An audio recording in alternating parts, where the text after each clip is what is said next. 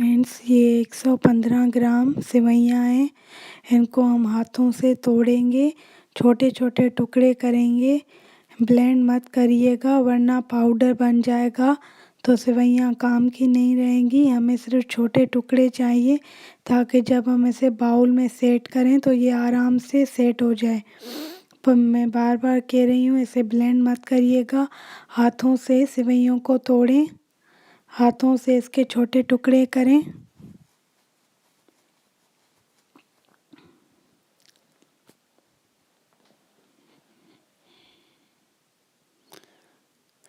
तो ये देखिए, मैंने सेवइयों को छोटे टुकड़ों में कर लिया हाथों की मदद से। अब फ्राई पैन लेंगे, इसमें हम डालेंगे ये सेवइयाँ और इसमें अब हम डालेंगे 1 टेबल स्पून बटर डालेंगे। देसी घी डालें या मक्खन डालें। इसमें बटर डालेंगे 1 टेबल स्पून। अब सेवइयों को इतना पकाएंगे कि ये सुनहरी गोल्डन ब्राउन हो जाए।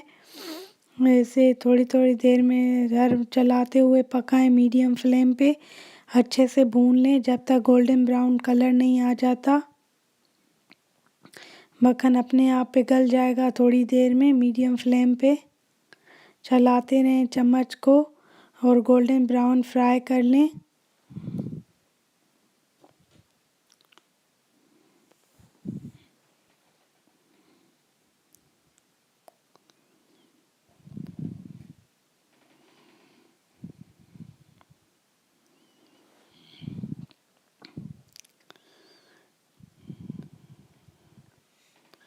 गोल्डन ब्राउन सेवइयों को फ्राई करना है, थोड़ा चम्मच चलाते रहना है वरना ये नीचे लग के जल सकती हैं।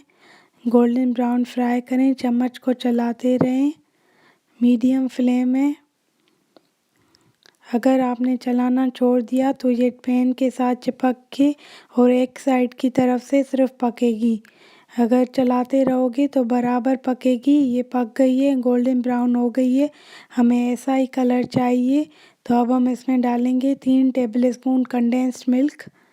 कंडेंस्ड मिल्क डालें 3 टेबल स्पून और इसको चलाते रहेंगे जब तक ये आपस में चिपक जाए। सारी सेवइयाँ आपस में जब तक चिपक नहीं जाती तब तक हम इसको चलाते रहेंगे। और ये 3 टेबल स्पून कंडेंस मिल्क था, ये कोकोनट कंडेंस मिल्क है, आप कोई भी कंडेंस मिल्क डाल सकते हो। तो इसको हम चलाते हुए इतना पकाएंगे कि ये आपस में चिपकने लगे और ये आटे की तरह बन जाए। तो मैं आपको थोड़ी देर में दिखाती हूँ, इसे चलाते रहेंगे। कंडेंस मिल्क डालने के बाद फ्लेम को लो कर दीजिएगा। ये चिपकना शुरू हो गई है, आपस में जुड़ने लगी हैं। जब ये आपस में इकट्ठी जुड़ने लगें तब हम गैस से हटाएंगे।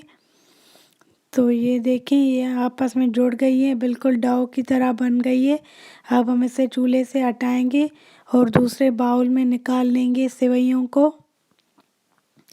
अब हम सेवइयों को बाउल की शेप देंगे।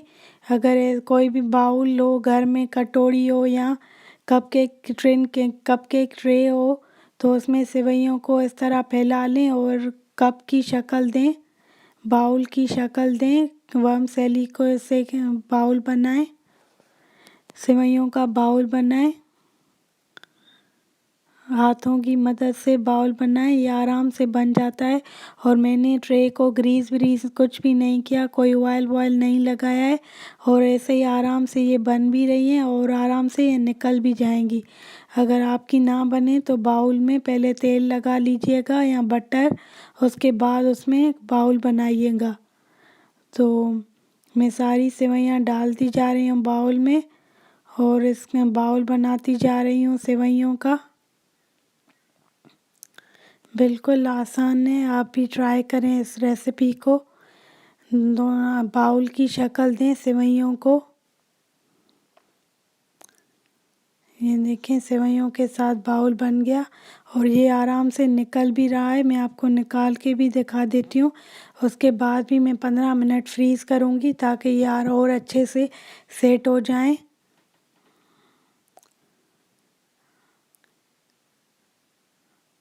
साइडों पे सेवइयाँ लगाएं, बॉटम में सेवइयाँ लगाएं और बाउल की शक्ल दें इसको।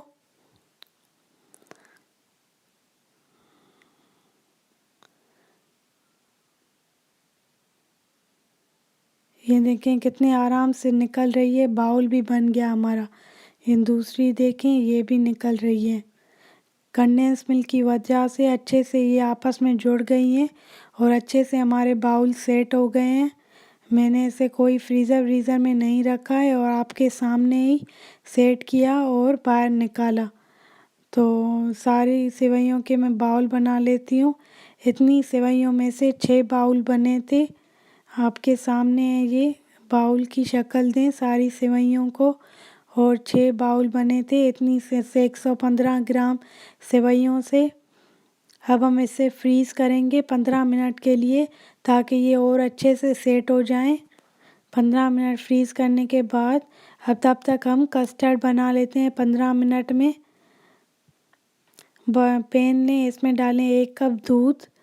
1 कप दूध डालेंगे और इसी में हम डालेंगे 2 टेबल स्पून कस्टर्ड। मैं वनीला कस्टर्ड पाउडर यूज़ कर रही हूँ, बाद में मैं आपको दिखा भी दूँगी डब्बा। तो 2 टेबल स्पून कस्टर्ड पाउडर डालें और इसे लगातार चलाते हुए इतना पकाएं कि ये गाढ़ा हो जाए, कस्टर्ड की शक्ल में आ जाए।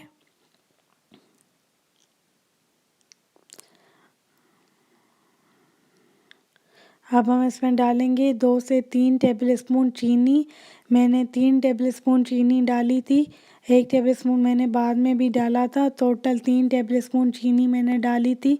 अगर आपको मीठा कम पसंद है तो आप 2 टेबल स्पून चीनी डालें, अगर ज़्यादा पसंद है तो 3 टेबल स्पून चीनी डालें।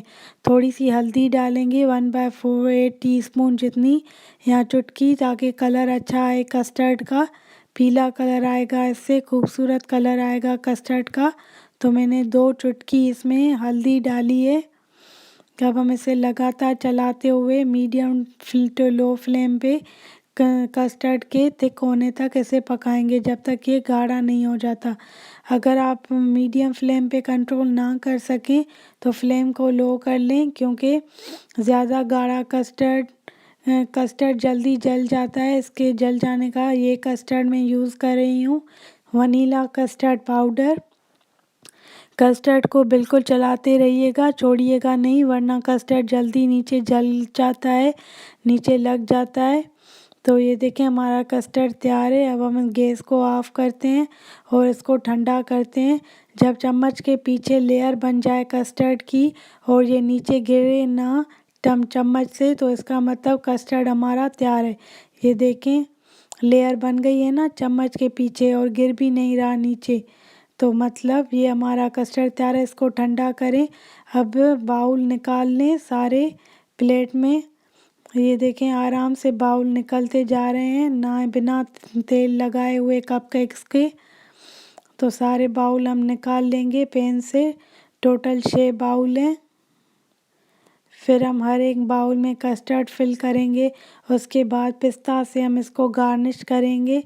तो मैंने ये सारे बाउल निकाल लिए। अब हम इस पे सारे बाउल्स में थोड़ा थोड़ा करके कस्टर्ड डालेंगे। ये क्वांटिटी बिल्कुल परफेक्ट है फाशे vermicelli cups custard cups cake के लिए।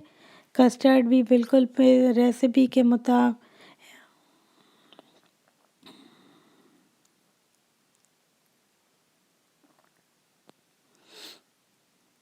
तो सारे बाउल्स में कस्टर्ड फिल करें।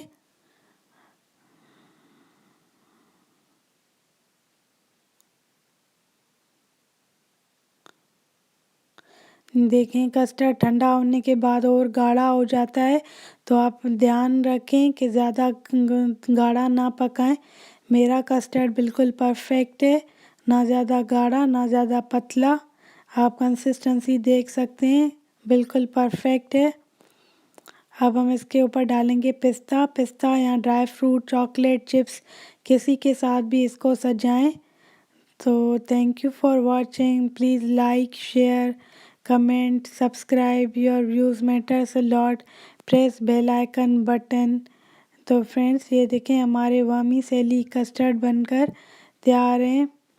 Please like share comment subscribe, your views matters a lot. Press bell icon button. Thank you.